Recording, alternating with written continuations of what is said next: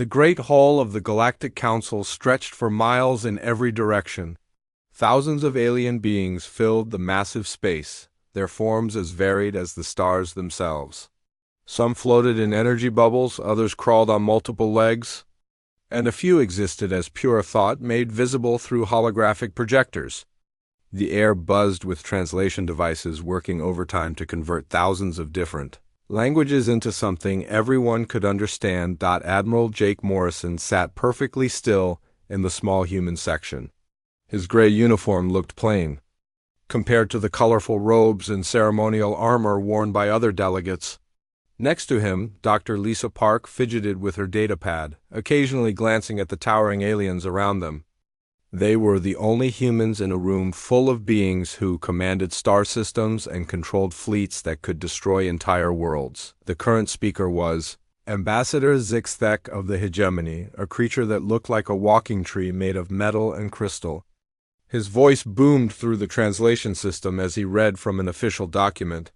The beings calling themselves humans from the planet Earth have requested membership in this council, he announced, pausing to let the words sink in. They claim to contribute to galactic security and offer protection to member worlds. A wave of whispers and electronic chittering filled the hall.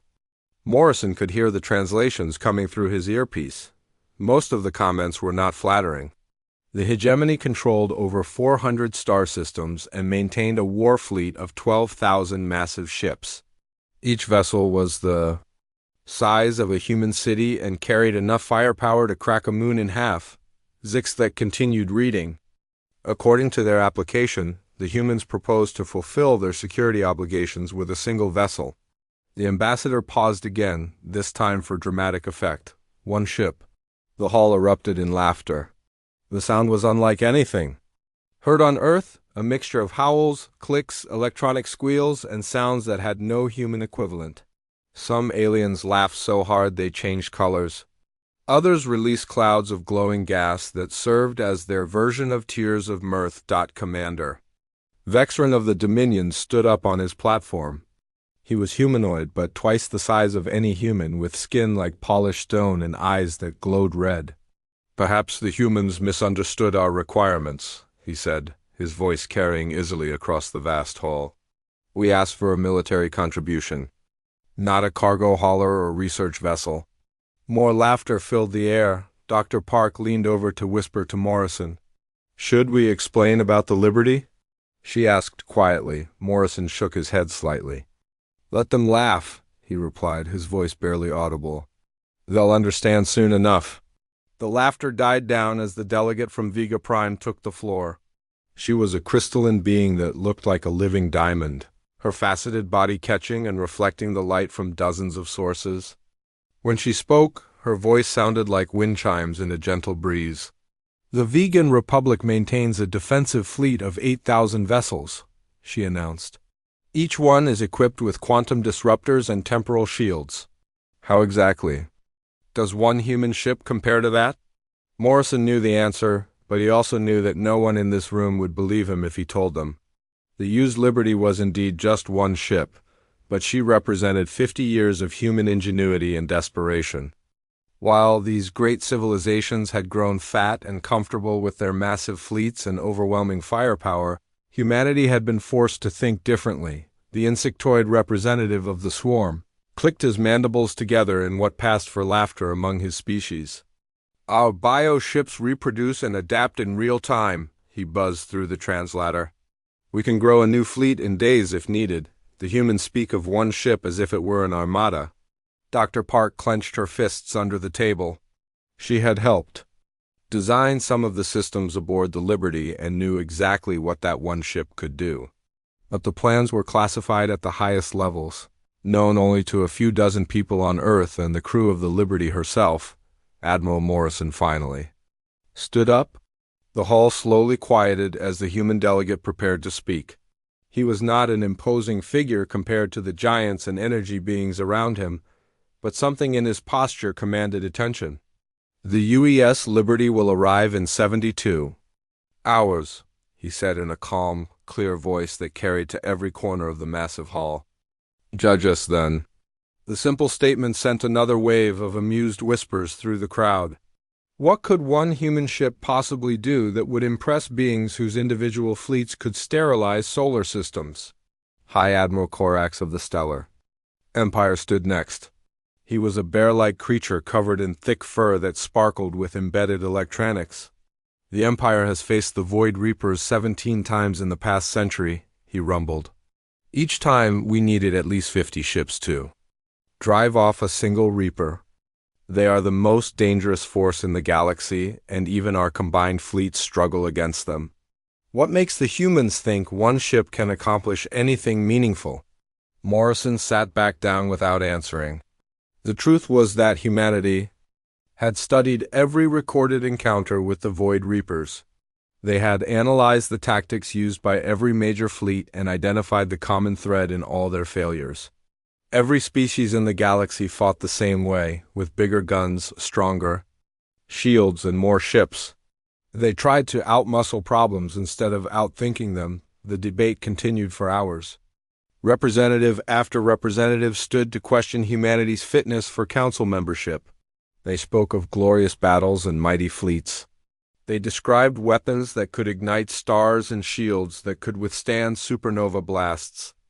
Each story made human technology sound more primitive by comparison. The enlightened, a race of beings who had transcended physical form centuries ago, spoke through a shimmering energy construct. We are pacifists by nature, their collective voice whispered. But even we maintain 3,000 vessels for defensive purposes.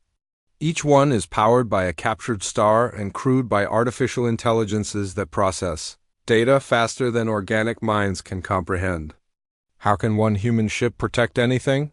Morrison exchanged a glance with Dr. Park. She nodded slightly, indicating that all the preparations were complete.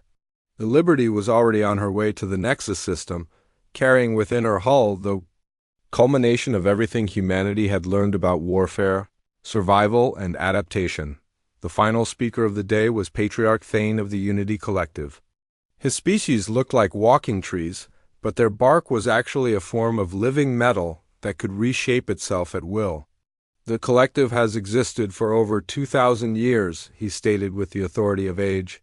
We have seen many young species make bold claims about their capabilities. Most learn humility when faced with the true dangers of the galaxy. Perhaps the humans will learn this lesson as well. As the session ended and the various delegates began to disperse, Morrison remained seated. Around him, aliens continued to chuckle and make jokes about the humans and their single ship. Some made bets about how quickly the Liberty would retreat when faced with a real threat. Others wondered if the humans would even show up at all. Dr. Park gathered her notes and prepared to leave. Are you sure about this, Jake? She asked quietly. If we're wrong, it's not just our membership at stake. It's Earth's future. Morrison looked out through the transparent aluminum walls of the council chamber at the dozens of massive fleets holding position around Nexus Station.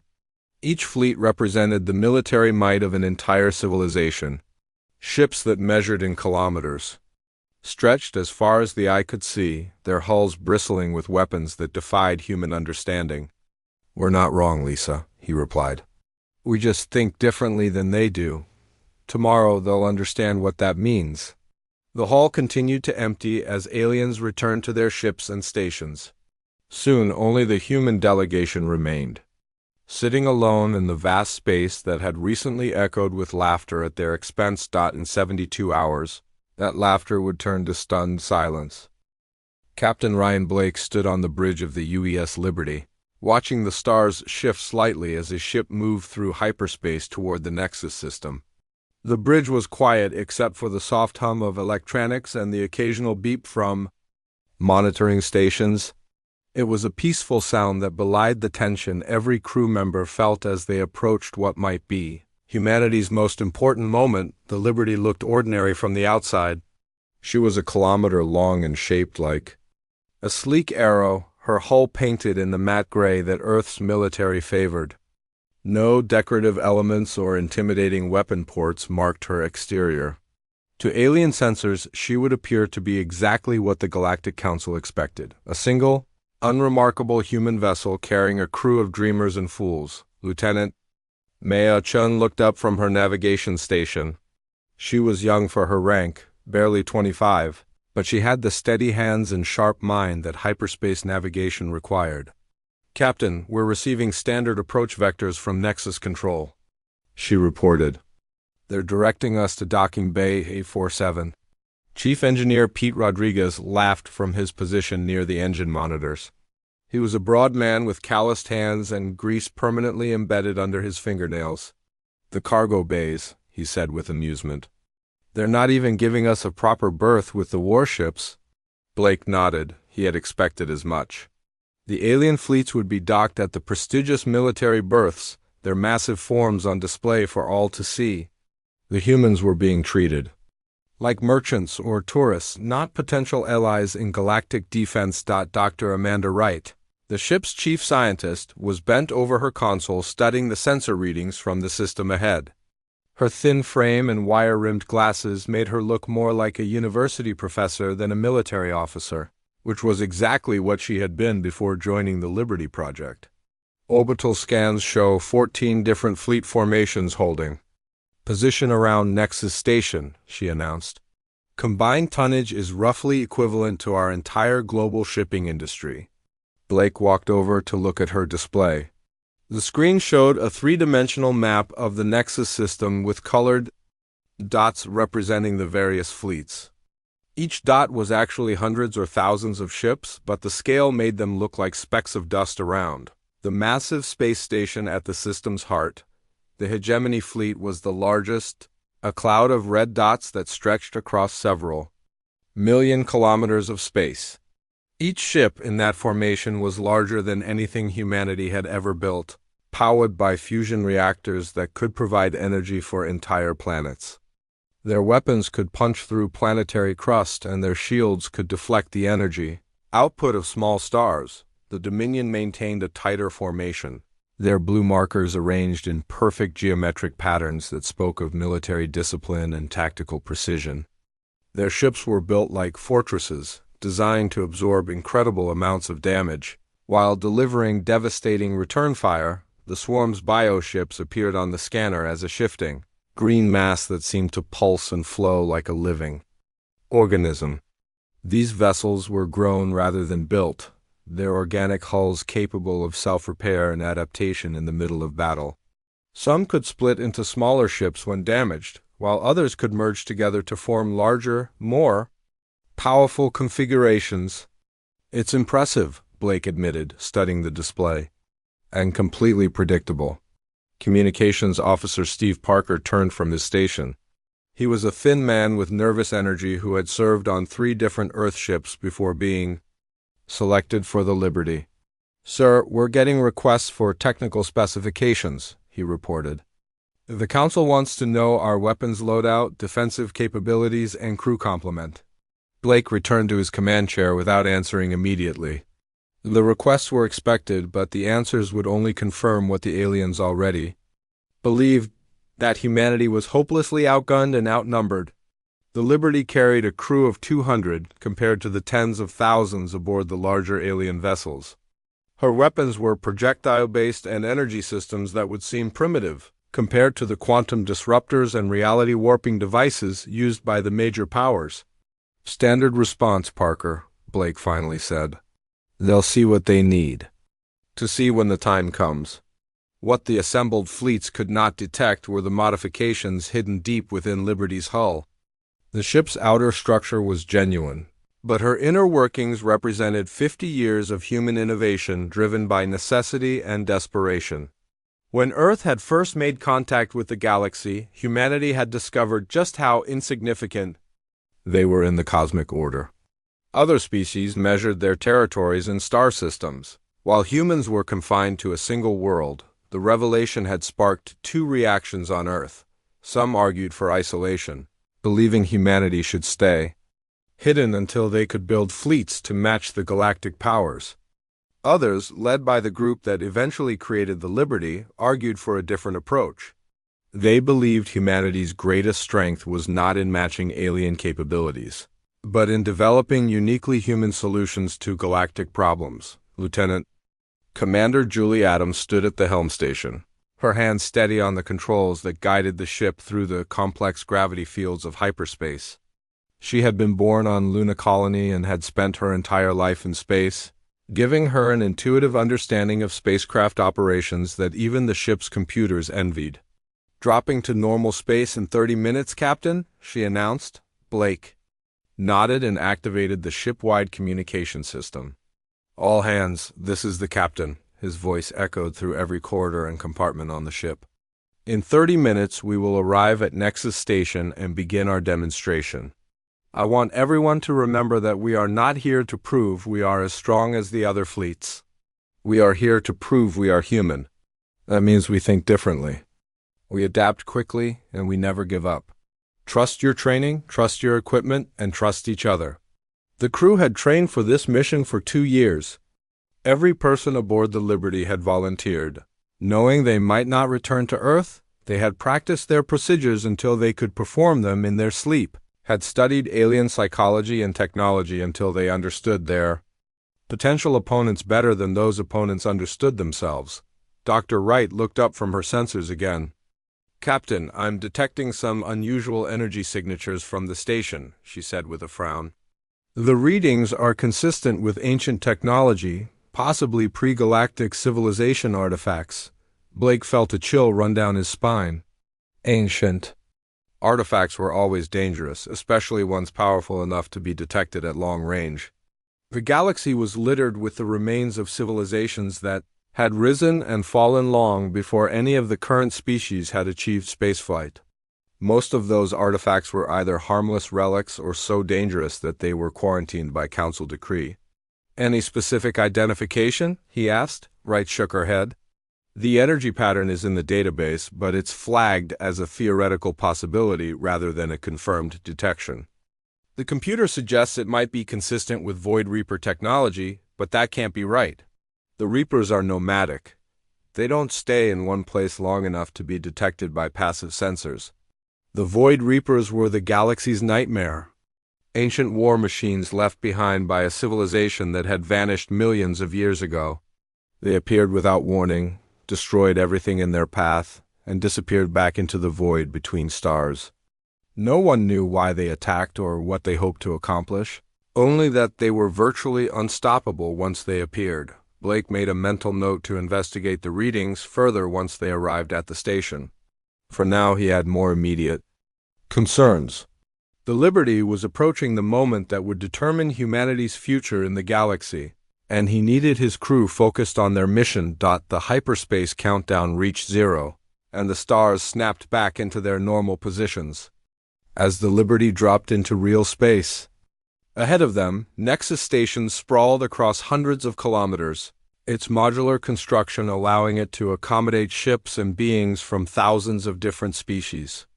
The alien fleet surrounded the station like a protective shell, their weapons powered down but ready to activate at a moment's notice. "Nexus Control is hailing us, Captain," Parker reported. "They're transmitting docking instructions and requesting we maintain minimum power on all systems." Blake smiled grimly. The aliens were treating the Liberty like a potential threat despite their public dismissal of human capabilities. It showed they were not completely foolish, even if they were completely wrong about what kind of threat humanity actually represented. "Acknowledge their instructions and request permission to conduct a systems check once we're docked," Blake ordered. "Tell them we want to make sure everything is working properly for tomorrow's demonstration." The Liberty began her final approach to Nexus Station, sliding past alien vessels that dwarfed her like whales swimming past a minnow. Blake could see weapon emplacements tracking their movement and knew that dozens of targeting systems were locked onto his ship. One wrong move, one suspicious energy reading, and the Liberty would be vaporized before her crew could even react. But Blake was not worried about the alien weapons. The alarm began as a low wail that seemed to come from the very structure of Nexus Station itself. Within seconds, it had risen to a piercing shriek that cut through every conversation, every meeting, and every moment of peace in the massive facility. Emergency lights bathed the corridors in red, and automated voices began broadcasting in hundreds of languages. Simultaneously, Captain Ryan Blake was in his quarters aboard the Liberty when the sound reached him. He had been reviewing the final preparations for tomorrow's demonstration, but the alarm made his blood run cold. There was only one sound in the galaxy that could provoke such terror from so many different species at once. He ran to the bridge, arriving just as Lieutenant Maya Chun was bringing the main display online. The tactical screen showed the Nexus system in 3 dimensions, with all the docked fleets and the massive space station at the center.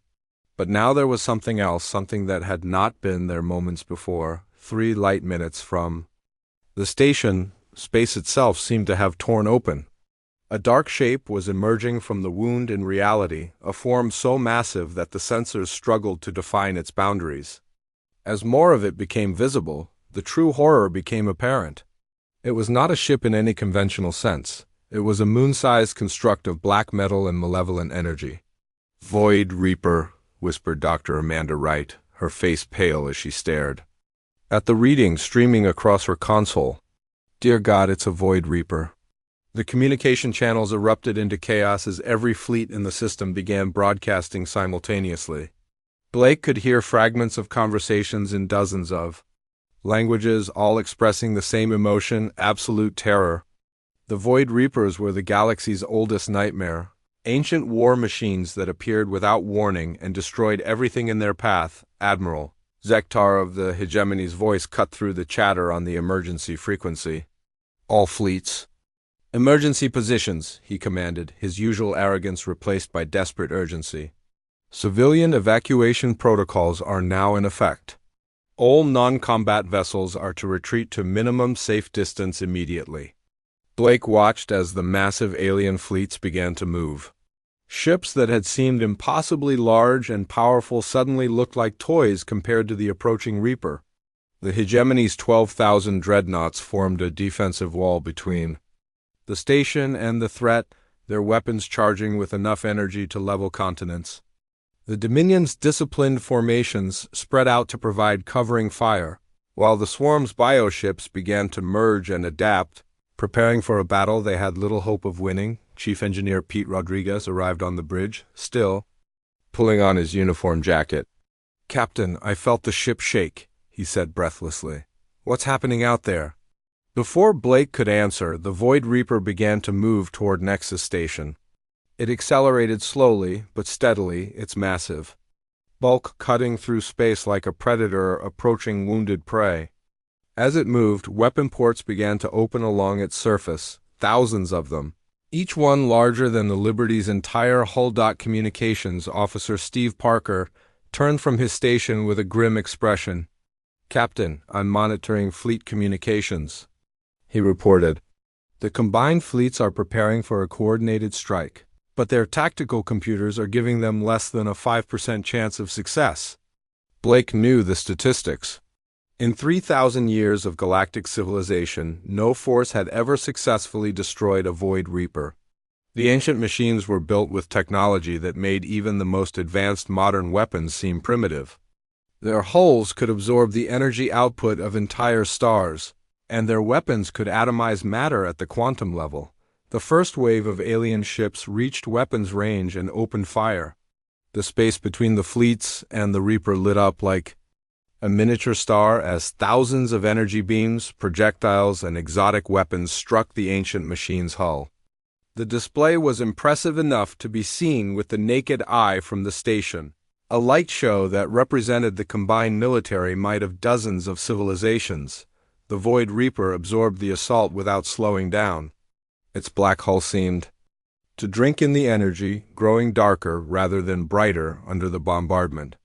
A few of the more powerful weapons managed to create small scorch marks on its surface, but these faded within seconds as the machine's self-repair systems activated. Then, the Reaper began to return fire. Its weapon ports pulsed with malevolent energy before releasing beams of destruction that cut through the attacking fleets like a scythe through wheat. Hegemony dreadnoughts that had survived 1,000 battles simply ceased to exist, their atoms scattered across space in glowing clouds. Dominion fortress ships broke apart as reality itself seemed to unravel around them. Dr. Wright looked up from her sensor console with tears in her eyes. "They're dying out there," she whispered. "Thousands of them, and there's nothing they can do to stop it." Blake felt the weight of command settle on his shoulders like a physical force. The alien fleets were buying time with their lives, allowing the civilian population to evacuate while they threw themselves against an unstoppable enemy. It was brave and noble and completely futile. Lieutenant Commander Julie Adams turned from the helm station. "Captain, Nexus Control is ordering all non-military vessels to evacuate immediately," she reported. "They're including us in that category." Blake looked at the tactical display again. The Void Reaper had already destroyed nearly a quarter of the defending fleets and was still advancing steadily toward the station. Its massive weapon ports were beginning to focus on the station's fusion reactors. When those went critical, the explosion would be visible from neighboring star systems. "Belay that order, Adams," Blake said quietly. "Plot an intercept course. Maximum burn." The bridge fell silent except for the hum of electronics and the distant sound of the station's alarm. Every crew member stared at their captain as if he had gone insane. Dr. Wright was the first to find her voice. "Captain, that's a Void Reaper," she said, her words barely above a whisper. "Our weapons can't even scratch its hull. It's suicide." Blake turned to face his crew, seeing the fear and confusion in their eyes. These were good people, trained professionals who had volunteered for a dangerous mission. But they had signed up to demonstrate human capabilities to the Galactic Council, not to throw their lives away in a hopeless battle against an ancient nightmare. "Who said anything about our weapons?" Blake asked with a slight smile. "Adams, take us in." Lieutenant Commander Adams hesitated for a moment, her training warring with her survival instincts. Then her hands moved to the helm controls and the Liberty began to accelerate away from Nexus Station. But instead of fleeing with the other non-combat vessels, she turned toward the approaching Void Reaper. The communication channels exploded with disbelief as the lone human ship broke formation and headed directly toward the Doomsday Machine. Blake could hear fragments of conversations in dozens of languages, all expressing the same sentiment. The humans had lost their minds. "The humans have gone insane," transmitted the commander of a vegan destroyer, his crystalline voice cracking with emotion. "They're flying straight into its weapons range." "It's suicide," added a Dominion captain, his stone-like features twisted with incomprehension. "One ship cannot accomplish what our combined fleets have failed to do." Admiral Morrison's voice cut through the chatter from his position on Nexus Station. Blake could hear the strain in the older man's voice, but also something else. "Trust. All vessels, maintain your positions," Morrison commanded. "Do not interfere with Liberty's approach." Blake felt a surge of gratitude toward his old friend. Morrison was staking his career and Earth's future on the belief that Blake knew what he was doing. The truth was that Blake was not entirely certain himself. The plan they had developed was untested against a real Void Reaper. Based only on simulations and theoretical calculations, the Liberty continued her approach, sliding past the burning wrecks of alien warships that had challenged the Reaper and lost. Some of the hulks were still firing their weapons automatically, their crews long dead but their computers still following their last orders. Others drifted silently, their hulls split open like broken eggs to reveal the twisted metal and frozen atmosphere within. Chief Engineer Rodriguez moved to his station and began bringing additional systems online. "Captain, the Murphy Protocol is ready for activation," he reported, his voice steadier than Blake had expected. "All departments report ready." The Murphy Protocol was humanity's greatest secret, the result of 50 years of research into chaos, theory, systems analysis, and what some philosophers called the human condition. While other species had spent millennia perfecting their technology, humans had spent just as long perfecting the art of breaking things in useful ways. The Void Reaper's massive weapon systems began to track the approaching human ship. Energy readings spiked as the ancient machine prepared to swat what it undoubtedly saw as an insignificant gnat. The same weapons that had destroyed 1,000-meter battleships were now focusing on a single, relatively tiny target. Blake gripped the arms of his command chair as the distance closed. Around him, his crew worked with quiet efficiency, their fear transformed into determination by the knowledge that they were humanity's last hope. If the UES Liberty raced through space toward the massive Void Reaper, her hull gleaming dully in the light of distant stars and burning alien warships. Captain Ryan Blake sat motionless in his command chair, watching the tactical display as the distance to the ancient war machine steadily decreased. Around him, his crew worked with quiet efficiency, their movements precise despite the enormity of what they were attempting. The Void Reaper had noticed the approaching human ship and was beginning to turn its attention away from the larger alien. Fleets, weapon ports the size of city blocks swiveled toward the Liberty, energy readings climbing as the machine prepared to eliminate what it saw as a minor annoyance. The same weapons that had vaporized 1,000-meter dreadnoughts were now focusing on a single, comparatively tiny target. Lieutenant Amy Foster sat at her electronic warfare station, her fingers dancing over controls that most alien species would not even recognize as weapons. She was 23 years old and had been recruited from MIT's quantum computing program specifically for this mission. What she was about to attempt had never been tried before, existing only in theoretical papers and computer simulations. "Amy," Blake said quietly, "initiate the Murphy Protocol." Foster nodded and began typing commands into her console. The Murphy Protocol was not a weapon in any conventional sense. It was a philosophy made manifest in technology. While other species had spent millennia trying to build perfect systems that could not fail, humans had spent just as long learning to make things fail in exactly the right way. Chief Engineer Pete Rodriguez grinned as his console lit up with status indicators. "Murphy Protocol initialized, Captain," he reported. "All departments report ready for chaos implementation."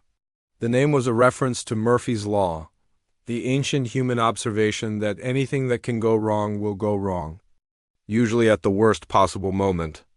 But human engineers had learned to turn this tendency into an advantage, designing systems that could function even when everything went wrong, and weapons that worked by making everything go wrong for their enemies. Dr. Amanda Wright looked up from her sensor station, her face pale but determined. "Captain, the Reaper is charging its primary weapon arrays," she announced. "Energy output is climbing toward levels that could crack a planet." Blake nodded calmly. The timing had to be perfect. Too early and the Reaper systems would adapt. Too late and the Liberty would be nothing but scattered atoms. Everything depended on Lieutenant Foster's ability to find the cracks in a machine that had operated flawlessly for millions of years. The Void Reaper was a marvel of ancient engineering. Its systems designed with redundancies and fail-safes that made it virtually indestructible. Its AI was more sophisticated than anything the current galactic civilizations could produce, capable of processing information and making decisions faster than organic minds could comprehend. But therein lay its weakness. It was designed to be perfect, and perfect systems had no tolerance for chaos. "Range to target, 50,000 kilometers, reported Lieutenant Maya Chun from navigation. "The Reaper's targeting systems have achieved weapons lock." Foster's hands moved frantically over her controls as streams of data flowed across her screens. She was not trying to break into the Reaper's systems. That would be impossible. Instead, she was doing something far more subtle and dangerous. She was asking questions. The transmission she sent toward the Void Reaper appeared to be a standard communication attempt, the kind any peaceful vessel might send when approaching an unknown ship. But buried in the signal were millions of computational paradoxes, logical contradictions, and recursive loops that would have taken a human mind seconds to dismiss as nonsense. The Reaper's ancient. I tried to process them all simultaneously. The effect was immediate and dramatic. The massive war machine shuddered as its targeting systems began to glitch. Weapon ports that had been locked onto the Liberty started to drift, their targeting computers struggling to resolve contradictory information. The Reaper's perfect flight path became an erratic wobble as navigation systems tried to process impossible coordinates. "It's working," whispered Dr. Wright, staring at her sensor readings in amazement. "The targeting systems are losing coherence." Blake allowed himself a small smile. The first phase was complete, but the real test was yet to come. The Reaper systems would adapt eventually. Ancient AI was nothing if not resilient. But for the next few minutes, the machine would be confused and vulnerable. Rodriguez, deploy the packages, Blake ordered. The chief engineer's hands flew over his controls, and the Liberty's hull opened in dozens of places. What emerged looked like nothing more than metallic debris, twisted scraps of metal and composite, materials that tumbled away from the ship in all directions. To any observer, it would appear that the Liberty was breaking apart under the stress of her high-speed approach, the Void Reaper's confused point. Defense systems tried to engage the incoming objects but could not establish a targeting solution. The debris was too chaotic, too random, too human. Each piece followed a slightly different trajectory, spinning and tumbling in ways that defied mathematical prediction. "Packages away, Captain," Rodriguez reported with satisfaction. "Deployment pattern is optimal chaos." Each piece of debris was actually a marvel of human engineering, a self-replicating nanobot swarm designed not to destroy, but to interfere. The nanobots were programmed with one simple directive: find something that was working perfectly, and make it work slightly less perfectly. They swarmed across the Reaper's hull like a plague of microscopic locusts, jamming sensors, clogging weapon ports, and introducing countless tiny malfunctions into systems that had operated flawlessly for millennia. Individually, each malfunction was insignificant: a sensor reading that was off by a few decimal places, a weapon port that fired a microsecond too late, a navigation system that calculated course corrections with slightly imperfect precision. But collectively, they created chaos. The Void Reaper began to fire its weapons, but the precisely coordinated barrage that should have vaporized the Liberty instead scattered wildly across space. Some beams missed their target entirely, while others struck the machine's own hull as confused targeting systems, identified different parts of the Reaper as threats, communications. Officer Steve Parker looked up from his station with wide eyes. "Captain, I'm monitoring the Reaper's internal communications," he reported breathlessly. "Its subsystems are starting to report each other as hostile contacts." Blake felt a surge of satisfaction. This was exactly what they had hoped for. The Reaper's own perfection turned against itself. The ancient machine had been designed to identify and destroy threats with ruthless efficiency, but it had never been programmed to deal with threats that came from within its own systems. The massive war machine began to writhe in space as its weapons turned inward. Energy beams designed to destroy planets carved chunks from its own hull as targeting systems lost the ability to distinguish between friend and foe. The nanobots continued their work, introducing new malfunctions faster than the Reaper's repair. Systems could compensate. Lieutenant Commander Julie Adams looked back from the helm station, her face flushed with excitement. "Captain, the Reaper is losing structural integrity," she announced. "Internal explosions are cascading through multiple sections," Blake nodded grimly. The plan was working, but he took no joy in the destruction unfolding before them. The Void Reaper was a relic of a lost civilization, possibly the last of its kind. Its destruction would remove a threat to the galaxy, but it would also erase irreplaceable knowledge and history. The ancient war machine's death throes lit up the Nexus system like a miniature supernova. Internal explosions chained through its massive structure as confused systems continued to attack each other. The hull that had withstood the combined firepower of dozens of fleets began to crack and split, venting atmosphere and energy into the void. Dr. Wright stared at her sensor readings in amazement. "The cascade failure is accelerating," she reported. "Its own self-destruct systems are activating to prevent capture." Blake realized what was happening. Faced with malfunctions it could not repair and threats it could not identify, the Reapers. Ancient programming had reached a final conclusion. If it could not function perfectly, it would not function at all. Rather than continue to operate in a degraded state, the machine was choosing to destroy itself. The final explosion was visible to the naked eye from Nexus Station, a brilliant flash that briefly outshone the system's primary star. When the light faded, nothing remained of the Void Reaper but scattered debris and dissipating energy clouds. The Liberty drifted through the expanding wreckage field, her hull unmarked by enemy fire. Around her, the surviving alien fleets maintained their positions. In stunned silence, their crews struggling to process what they had just witnessed. "All stop," Blake ordered quietly.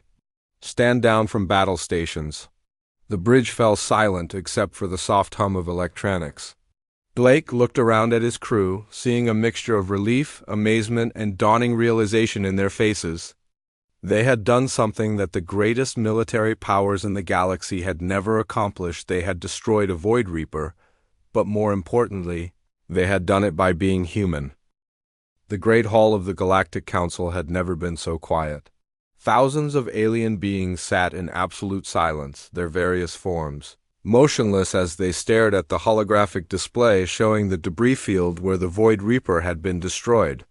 The only sounds were the soft hum of translation devices and the occasional shift of movement from creatures. Unused to remaining still for so long, Captain Ryan Blake stood at the podium in the center of the hall, his gray uniform still wrinkled. From the battle, beside him, Admiral Jake Morrison wore an expression of quiet satisfaction, while Dr. Lisa Park clutched her datapad with hands that trembled slightly from exhaustion and relief.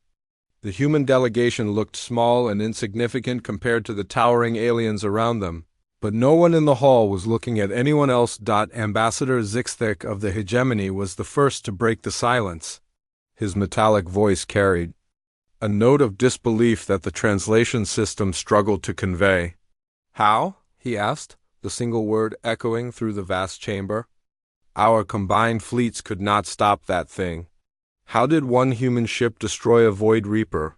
Blake looked around the hall, meeting the eyes or optical sensors or energy fields of beings who had dismissed humanity just days before. Some seemed genuinely curious, others appeared frightened, and a few looked angry at having their assumptions so completely overturned.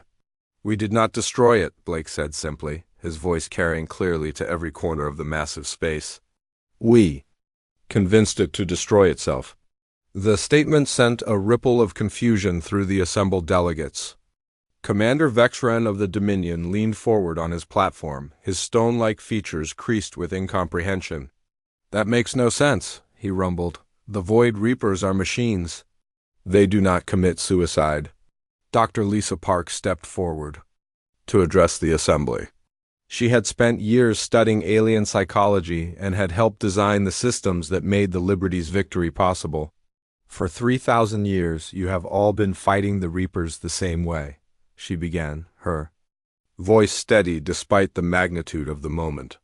"With bigger guns, stronger shields, more ships, you have been trying to out-engineer them." The crystalline delegate from Vega Prime pulsed with indignation. "Our technology is the most advanced in the galaxy," she chimed, her voice like musical glass. "Our quantum disruptors can unmake matter at the atomic level. Our temporal shields can deflect attacks that have not even been fired yet. How can you claim we lack engineering capability?" Blake smiled slightly. "Your technology is indeed impressive," he acknowledged, "but you are all thinking like engineers. You try to solve problems by building better solutions. Humans learned long ago that sometimes the best way to defeat a superior enemy is not to be stronger, it is to be more adaptable." The hall erupted in a buzz of translated conversations as delegates tried to process what they were hearing. The swarm's insectoid representative clicked his mandibles together in what might have been laughter or confusion. "Adaptability is meaningless against overwhelming force," he buzzed. "The Reapers have firepower that can crack planets. No amount of adaptation can overcome such a disadvantage." Admiral Morrison stepped up to join Blake at the podium. His weathered face carried the authority of decades spent in command of human forces. "You are still thinking in conventional terms," he said, his voice carrying the weight of hard-won experience. "You see a problem and try to overpower it. Humans see a problem and look for weaknesses to exploit." The truth was beginning to dawn on some of the more intelligent delegates. High Admiral Korax of the Stellar Empire, the bear-like creature whose fleet had suffered heavy losses in the battle, spoke with grudging respect. "Your ship introduced malfunctions into the Reaper systems," he said slowly. You turned its own capabilities against itself, Blake nodded. Every system has flaws, no matter how well designed. The Void Reapers were built to be perfect, which meant they had no tolerance for imperfection. We simply gave them more imperfection than they could handle. Dr. Amanda Wright's voice crackled through the communication system from the Liberty's bridge. The nanobots we deployed were not designed to destroy, she explained, her transmission reaching every delegate in the hall. They were designed to introduce tiny errors into systems that demanded absolute precision. Each error was insignificant by itself, but collectively they created cascading failures. The enlightened, speaking through their shimmering energy construct, whispered with something approaching awe. You weaponized entropy itself. We weaponized being human, corrected Dr. Park. We are chaos theory made flesh. We break things just by touching them, but we have learned to break them in ways that work in our favor. Patriarch Thane of the Unity Collective shifted uncomfortably on his platform. The ancient tree-like being had existed for over 2,000 years and had seen many species rise and fall. This is a dangerous philosophy, he stated with the gravity of age. Chaos is destructive by nature. How do you control such forces? Blake's expression grew serious. We do not control chaos, he admitted. We embrace it. We plan for things to go wrong, we design systems that work even when they fail, and we train our people to adapt when their plans collapse. Other species fear uncertainty. Humans thrive in it. The implications were starting to sink in throughout the hall. If humanity could turn the galaxy's greatest threats against themselves, what did that mean for the established order? The major powers had maintained their dominance through superior technology and overwhelming force, but what if those advantages could be turned into weaknesses? Communications Officer Steve Parker's voice joined the transmission from the Liberty. The Void Reaper's AI was more sophisticated than anything any of you have built, he explained. But that sophistication made it vulnerable to logical paradoxes and recursive loops that a simpler system would have ignored. We sent it questions it could not answer, and it tore itself apart trying to process them. The delegate from the technocracy, a species that prided itself on computational excellence, recoiled as if struck. You attacked it with mathematics? He asked in horrified disbelief. We attacked it with human logic, Blake corrected. Which is to say, we attacked it with controlled illogic. We gave it problems that had no perfect solutions and watched it try to find them anyway. The silence that followed was different from the earlier quiet. This was not the silence of shock or disbelief, but the silence of minds racing to understand the implications of what they had learned.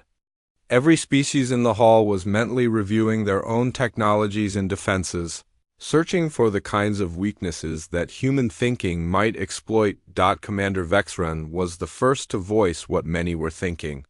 If your methods can destroy Void Reapers, he said carefully, what prevents you from using them against us? And the question hung in the air like a threat.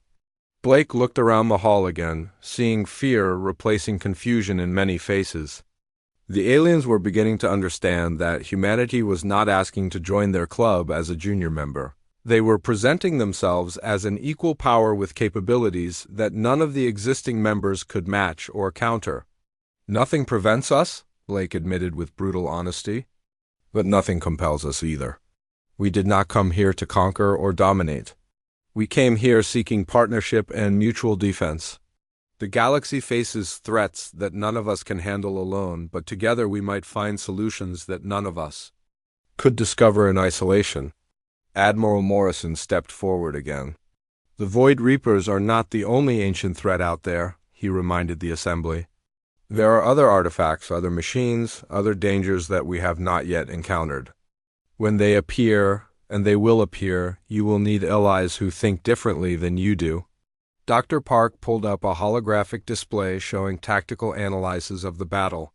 Our victory today was possible because humans approach problems from a different angle, she explained. We do not try to match our enemy's strength for strength.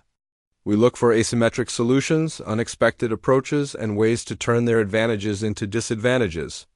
The crystalline delegate from Vega Prime spoke again, her voice now thoughtful rather than indignant. "You're saying that diversity of thought is itself a strategic advantage?" "Exactly," Blake confirmed. "A galaxy where everyone thinks the same way, solves problems the same way, and approaches threats with the same methods is a galaxy that is vulnerable to threats it cannot understand. Humanity offers a different perspective, a different way of thinking about problems." Chief Engineer Pete Rodriguez's voice joined the transmission, his tone carrying the satisfaction of a job well done. "We spent 50 years preparing for this moment," he said. "Not building bigger ships or more powerful weapons, but learning to think like humans in a galaxy full of aliens. Today proved that was the right choice." The vote, when it came, was not unanimous, but it was decisive. Species after species rose to acknowledge humanity's membership in the Galactic Council, their voices carrying a mixture of respect, wariness, and hope. But more than membership was being offered.